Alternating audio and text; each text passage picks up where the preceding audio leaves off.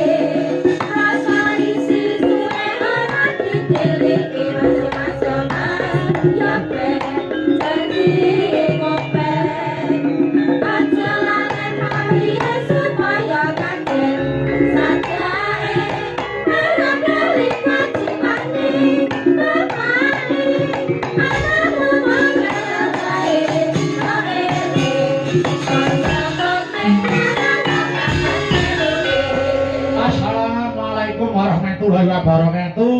Waalaikumsalam. Waalaikumsalam Mas Pedro. Kang Gareng ana apa le? Dong dalem Mas. Wes mundi pangestu kersane Gusti Kang Nyipta Jagat. Dene aku karo kowe sak kanca tinimbalan Sreweng Jumujuk ana Dukuh Keraswetan 1. Nggih. Desa Keraswetan Kecamatan Geneng, Kabupaten Ngawi. Iki awit saka nuwuni dawuh penyeraning Bapa Gung Ariyanto Esos MSI lan Ibu Tutut nggone mala karamakake ya kuwi para Mas Fahrul kang wis andhatu krama ya kuwi Mbak Feni. Oh iya Tru, heeh. Ya mung sekamat-kamat ya le batune kabeh muga tinemu mulya antuk wahyu jodoh saka ngersane Gusti Kang Nyipta Jagat. Sing dianti-anti iki mung dongane para pamriksa sing parang lenggah Tru. Aku karo kowe iki mung dadi sarana kanggo lek-lekan derek apa kuwi tirakatan. Sakwise mengkono dongane para tamu sing disuwun pamriye ya kuwi Mas Fahrul lan Mbak Feni entuk wahyu jodoh saka ngersane Gusti Kang Nyipta Jagat. Nganti kaki nini ora bisa ana kan misahake. Iya bener. Nggih, Gong. Kowe karo aku wis anu melu ndonga. Mung melu ndongake sing becik. Lah ewa dene sing nglakoni ya mulih kadewasane ya kuwi Mas Fahrul karo Mbak Feni. Ngono ya terus nggih. Awit ngerti ya Kang Gareng. Ana 10 pacuh sing kudu disingkiri tumrap wong omah-omah karben ora kerep adu. 10 ki apa wae. Siji, aja kulino nyepelekke siji lan sijine, tumrap wong jejodohan, kudu kajen kinajenan, kudu ngregani kabecikan sing ditindakke dening pasangane. Nggih. Angka loro, aja gedhekke sujana sing tanpa kanaliti. Aja gampang dakwa sing tanpa bukti, yen ana buktine ya kudu dirembuk sing kanthi sareh lan wicaksana. Paribasan kedung jero kena dijajaki, jerone ngati sapa sing ngira. Terus sing nomor 3 apa Mas Pedro? Sing nomor 3 aja gampang nyalahke. Tegese aja golek salahe ning golek ana benere. Ora ana manungsa kok sampurna. Nggih. Sing kaping 4 aja sungkan lan aja kewuh. Wong jejodohan kuwi raga loro jiwa siji, mula rasane aja kewuh. Leres. Sing nomor 5 apa Mas? Sing nomor 5 kudu sing apa anane. Lahir batin kudu padha. Yen iya ya ya yen ora ya ora. Nggih. Kaping 6 aja gampang muring. Samubareng sareh aja gampang nesu. Dadi wong omah-omah ki ra kena nesen ya, Tru. Kekerepen ya ora apik. Ngono. Heeh. Opane nganti sing lanang lunga kuwi aja nganti. Iya. Lah nek kabetah ning omah turu. Ora betah krungu swara turu, mlebu kamar kunci turu. Wis ora usah ngrungokke apa-apa. Nek keprok tremos ditampa atine. Kuwi dienggo mawas diri. Ah, iya ora to. Heeh. Terus nomor 6 apa, Tru? Kuwi mau aja gampang muring. Nomor 7 ya kuwi aja lelangisan. Oh, heeh. Kabeh sing ngati kudu dilairake kanthi tulus, aja nganti malah nuwuhke masalah anyar. Sing nomor 8 kudu ngudi kadewasaning jiwa. Wong omah-omah kudu ngundak dina, kudu ngundak dewasane aja bocahi. Sing nomor 9 aja nyepelekke perkara. Perkara gedhe apa cilik wajib entuk kawigaten. Sing nomor 10 ya kuwi aja ana campur tangan saka wong liya. Kuwi sing ngadakani mbebayani. Ora saya rampung ning malah saya runyang kahanan rumah tangga yen dicampuri karo wong njaba. Mergo wong rumah tangga ibarate kaya duwe negara dhewe. Wong liya negara ora kena melu-melu. Oh, ngono. Heeh. Kejaba nek jaluki tulung wae mawa winates ora kena apa kuwi terus sak penake dhewe. Oh iya, matur nuwun Truk dene wis ngelingi aku karo Bagong ing bab perkara karepe ora kerep padudon wong omah-omah. Nggih, mula kokean gunung tanpa guna. Ayo iki ngaturi bintang tamune Mas Yuda. Hah, diaturi pinarak kene. Petuk walang kekek. Walang kekek. Monggo yo walang kekek.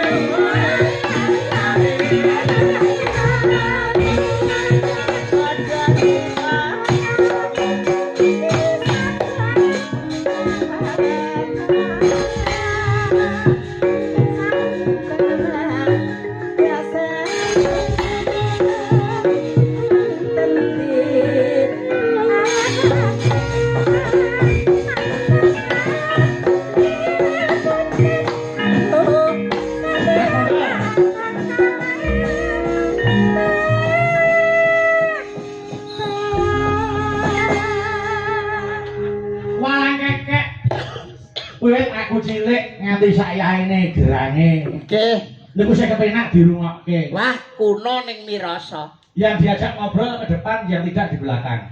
Sopan-sopane wong ngoten niku. Kono-kono. Sumingkir saka papan kene ayo Mandura. Walang kekek wiwit kula niku ngendangi bajah Waljinah. Nggih. Kita ratune walang kekek. Kira-kira aku kelas 1 SD ya. kula itu jatah ngendani Bu Aljinah walang kekek nganti saya keten lho Cak Yuda. Saestu wah kuno ning mirasa. Niku padha kalih para pamirsa Kabupaten Ngawi. Wiwit kula ndereke bapak nganti saya ini pecinta wayang Kabupaten Ngawi ora bakal luntur ning malah sangsaya subur Allahumma. Amin. Kabukten. Lho, iki wis jam pira sing kemarin mirsani sing jenjem lenggah sawetara isih ana sing ngancani awake dhewe. Hebat. Ayo mesti no. Sing jenenge wingi, Ngawi nganti Banyuwangi. Niku nek nggon daerah tresnani wayang, wis ora ana tandinge. Utaminipun mapan wonten ing Kabupaten Ngawi. Menika saestu minded dumateng wayang kulit. Nggih. Ora mung ngemongke nggon guyon, nggon lagon, tapi nggon lakon niku nggih digatekne saestu. Oh, estu. Nyai mriki niku gatekke marang lakon tenan. Ana banyolan digeguyu, ana sanggit digatekke, ana sabet ya diapresiasi, ana gendeng ya dimakke. Mula bombong sing nyambut gawe. Muga-muga para pamirsa sing bengi iki dadi penonton, taun ngarep dadi penanggap. Allahumma Amin. Pun saestu nyicil ayem niki jelas setunggal sing mlebet taun ngarep. Sapa? Mbah Lurah. Masa Mbah Lurah wae. Ora ya isin to pacare empun masuk lurah sak dhuwure kok ora isin. Ya mung kari ndelok keperluane. Nggih. Lho dalange sapa bakune wayang niku teng Ngawi tetep ngrembaka ngaten lho Mas Yuda. Saestu wong kesenian wayang kulit menika di samping tontonan kebak tatanan ugi wonten tuntunanipun. Tuntunan kuwi werna-werna. Leres. Ana ning nggon wayang niku tuntunan agama ya dilebokake. Nggih. Tuntunan kemasyarakatan ya dilebokke. Nggih. Lho, guyon tari kena kuwi ya sok kanggo tuntunan. Oke, ada pesan moralnya. Nek tembung indahe ada wawasan edukasi, sarana informasi dan komunikasi. Yo, mbak araku sik. Siap. Dina Senin Mas Yuda. Aku neng Sragen. Mlaku Karo tuku duren. ana wong wedak. Kok lungguh ijen. Terus bareng tak cedhaki sirahku dituthuk gandeng. Pengen mesti pengen. Pengen. Lah dicak kok ora. Lah kono arep melu to? Melu apa ora? Nah aku no siap ae karek kono piye. Bang, bisa. Dicak ya film. Ya arek kono lah. Bisa tenan. Nah. Lanjut. Nggih. Selasa. Aku neng Solo. Ayo kae. Mlaku-mlaku Karo tuku nangka. enek cah wedok Rambute dawa. bareng tak cedhaki. Gombale mukiya. Alah dindong tak dong neto tak todi tak jane to tak todi tak jane to tak todi ndak gitu. Apa iso bedake wong wedok karo gombal? Ah peteng mati lampu. Panci bengi kok ya. Panci bengi. Tapi diure ra tau keramas nek ya gombal. Dina Rebu. Ayo dah. Aku neng Solo. Mlaku-mlaku Karo tuku bakso. ana cah wedok ndol Klambine ijo. bareng tak cedhaki. Aku dikroyok coro.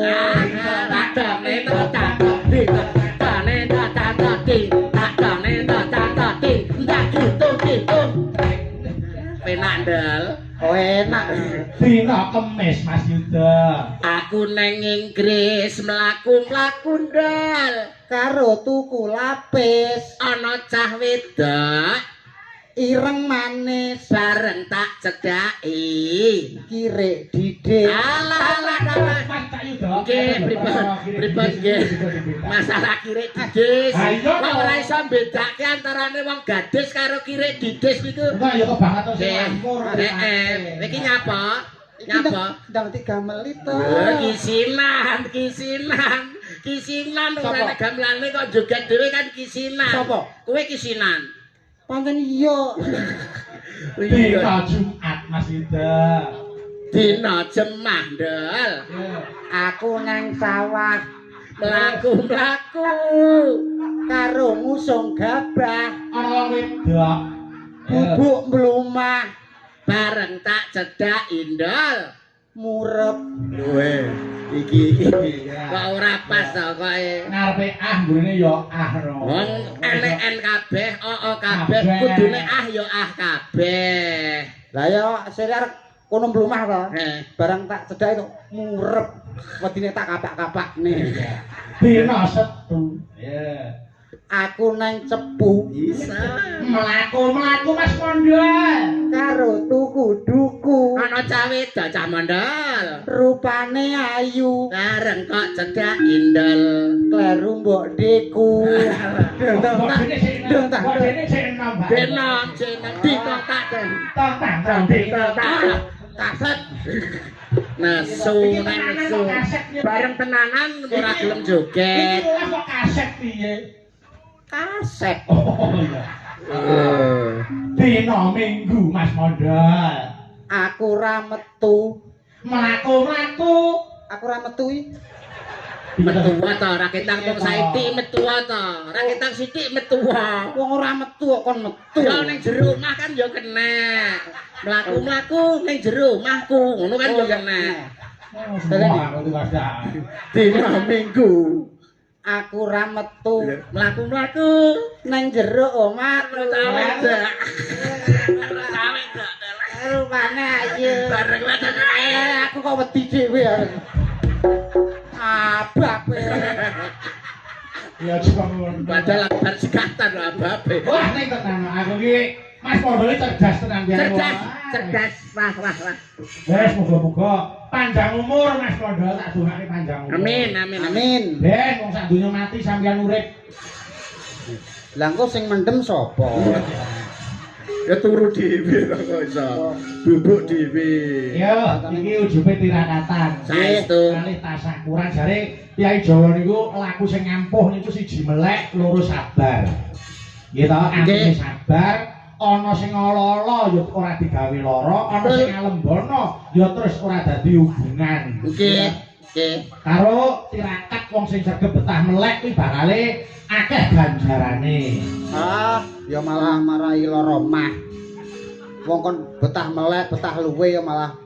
lara mah lha yo tirakate wong ngono kuwi betah luwe betah melek ngono no mesine malah ampuh kuwi marahi lara mah kok lho lah wong lara omah kok bingung to Mas kowe iki ngawur wong lara mah kok pengen ora lara omah ya pengen pindah kidul omah lho kan aman ora lara omah pindah kidul omah mesti mari apik kula nomah Mas ha nyapa ben ditabrak truk ndasmu kok wong senengane nesu lho awake dhewe iki ya ora ketang dikaya ngapa ki gedhekke panuwun nang gone panjenengane Pak Carek Bu Carek iki wis gelem nguri-nguri kabudayan ki ateges iki apa ki ninggali anak putu termasuk sedekah rasa nyenengke piyayi akeh ki wis sedekah rasa kamangka nuwun sewu dongane wong 40 kuwi padha karo dongane wali siji nek sing ndongake sakmene akeh wis wali pira sing ndongake karo keluargane Pak Carek lan Bu Carek iya mulane Bu Carek Pak Carek ki wis ngertos nggih Mas nggih ayo mesti no piyayi niki wis paham nek sedekah rasa ki nyenengke wong akeh lha apa to Mas Mondol wong bondo ki ya mung titipan pangkat ku ya mung sampiran nyawa mung gaduhan lah nek ora disedekahke diweneh-wenehke karo sapa sing berhak nampa ora ya rugi awake dhewe esuk emben ning kene iki lho kowe iki ketok ganteng ning pekok ya niki ganteng oleh pekok iya ya Allah Gusti paringi sabar paringi gamping ora ketok nggih ora patek tanggap ya Allah aku kok iso bingung to omongan karo kowe iki balen ana oleh momong bondo ki titipan saka pangeran Mas kuwi kudu disedekahke diweneh-wenehke marang sapa sing berhak nampa Pak Carek ki wis paham nek bondo ki titipan disedekahke diwenehke sing goblok iki kowe kuwi lho kok iso bondo ki mung titipane pangeran dititipi wong iki kudune dirumat diopeni ora diwewehno wong akeh dadi nek sak wayah-wayah Gusti Allah takon do bondo sing tak wehne kowe ke mbok endi pun kula wewehno wong akeh ayo ijoli arep ijoli nganggo apa titipan kok ora paham to kowe wis ngene misale kowe titip Kowe titip sepeda motor bakal nggo jipuk ora? Aku titip sepeda motor nang penitipan. Ya. Ya mesti bakal tak jupuk wong aku titip. Nitip helm bakal mbok Mesti jipuk ora? tak jupuk nek wong aku titip. Padha karo kuwi, bondo ki dititipne kowe iki kon ngopeni ora diparehno wong akeh. Engko sak wayah-wayah Gusti Allah jipuk, kuwi barang ijik enek.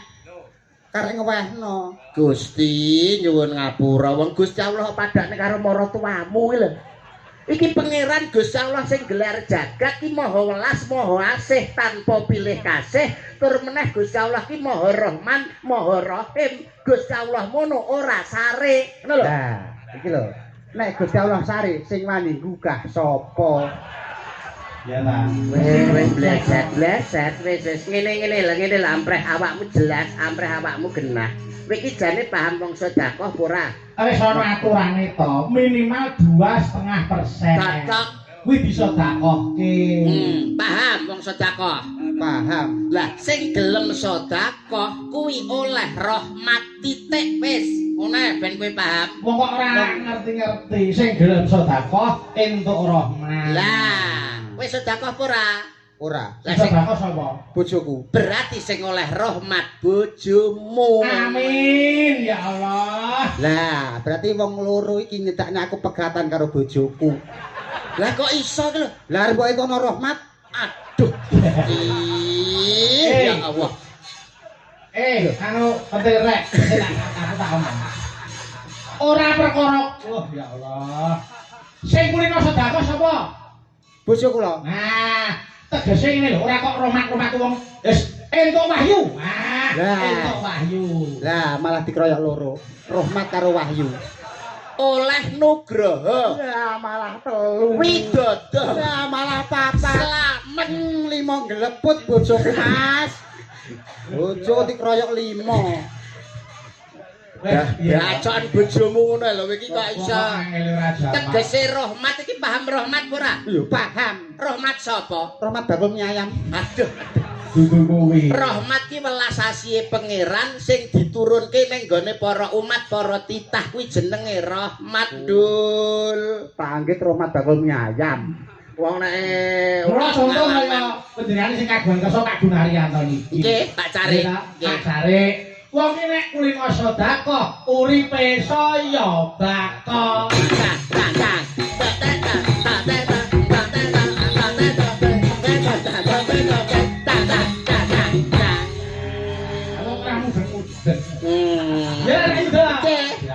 Nek gelem sedekah tegese ora roboh saya bakal.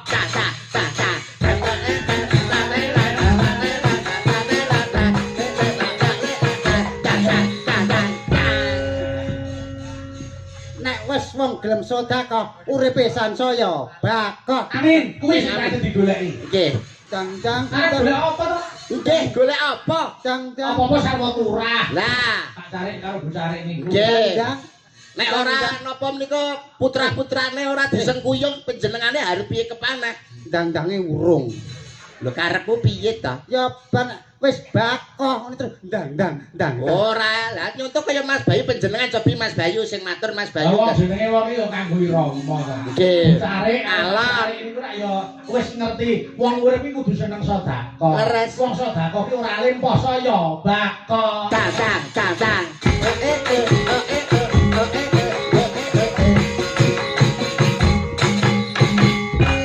Pancen leres dawuh panjenengan Mas Bayu, wong sedekah menika marai becik, marai apik, awit ana tetembungan becik ketitik ala ketara. Cang.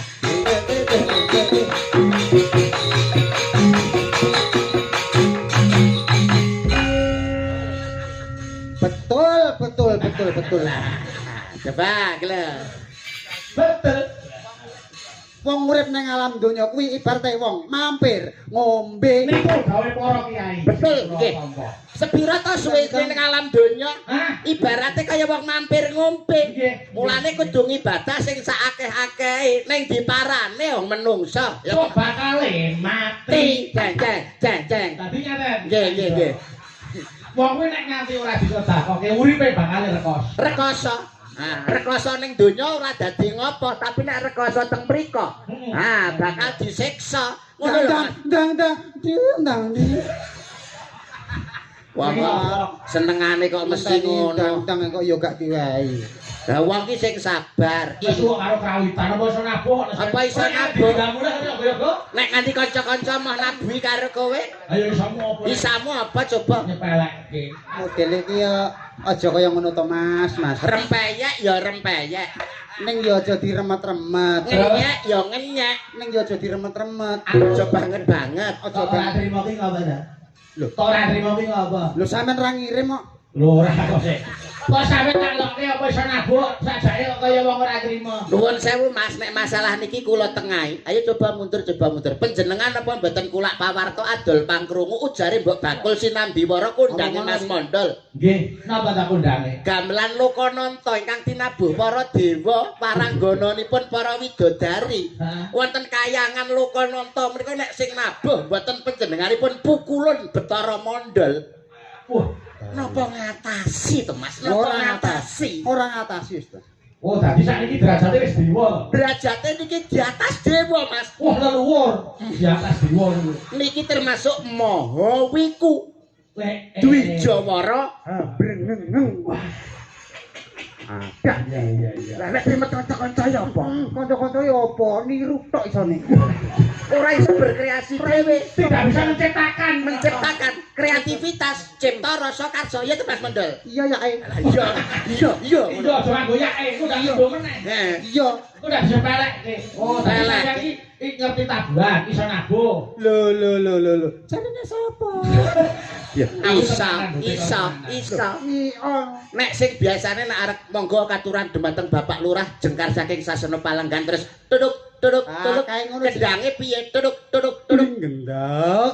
kuwi apa Mas kuwi Kuwi Matraman. Matraman iki jarak Jakarta ngono lho. Matraman iki nggo daerah. Mataraman. Oh, wis diganti wong krungu pian Matraman kok. sing biasane monggo katuran tuduk Gendek. Isa Lho. Mungkin dari kira. Wah, wene ora Pak Cip ra iso. Nggih. hebat cara tabuhan liyane apa ya paham kowe Mbok takono sing angel sisan iki jenenge apa Mas Iki ngono jenenge kenong. oh jenenge kenang ya isa muni Iso muni. ampre muni Dituthuk. paham Mas paham Sing gandul-gandul kaya apa? kae sing gandul-gandul Kayak kempal. kempul ya isa muni Bisa. isane muni Dituthuk. suarane Gum. paham Paham. lah kuwi sing loro kiwa tengen kuwi Kuwi kendang. ya isa muni Iso muni. ampre muni Dikeplak. suarane Dung tak deng. Enggak. bisa Kendang maneng kaya. lah kae Mas gedhi kae jejer kae apa Mas jenenge Kedemang. Demong. Tembung ya iso muni Iso muni. ampre muni Ya dituthuk. suarane Mas Ning nong. Weh. Tiang lho wis. lah sing jejer songo ki apa Mas Kayak ngono kayak onde. sinden Rono sinden apa takono? ya iso muni Iso muni. ampre muni Ya dituthuk. suarane Aduh. Panggilan. malah gila Ya saiki warang gonone dionekke. yo neke tutuken warang genene tutuken Aduh anak bocah. disepati aku sing duduk kowe sing ngendang ya Ya. dadi kanca kanca Ayo gendang coba kendange saiki nganggo tutuke Mas Mondol. alah kok tutuk to Mas Dang congor kok halus Ora ya apik cocot to. Ya ora. Sing Sing nyentong Mas Duda, sing ndang Mas Mondol. nyuwun tulung kanca-kanca kalih dibantu Kanca-kanca pendemung penyaron dibantu Ah, iya, nggih, iya, tolong nih. dibantu ya, tolong dibantu ya. Tolong dibantu ya. Ya, prak. jadi apa ayo Kayak kaya Pak Tarman. Tarno. Tarman Ayo. Wis siap ya Mas Mondol wis siap Ayo. duduk Gendak. Gong. Piye ta? Piye? Mangun pul. Kempul ngun. Piye? Piye? Nek wis tulis gendak terus piye? Gong. Oh ya. Oh, iya. Abanono to, abanono. Nggih, tuling ngendak. Gong. Ya, Iku sare cari okan. siap ya Ayo. Mas. Ayo. Todok todok tuling gendak. Taduk. Gong. Gongon. Gongon. Lu tak matem. Ngopo dibalang telek iki? Oh Sinta. Patah. Wong ngerti nek mustaqim kok ya. Pokok. Bos kuliah. Ya ya ya. Ya, ya, ya. Todok, ketodok, todok. Mbak Niken.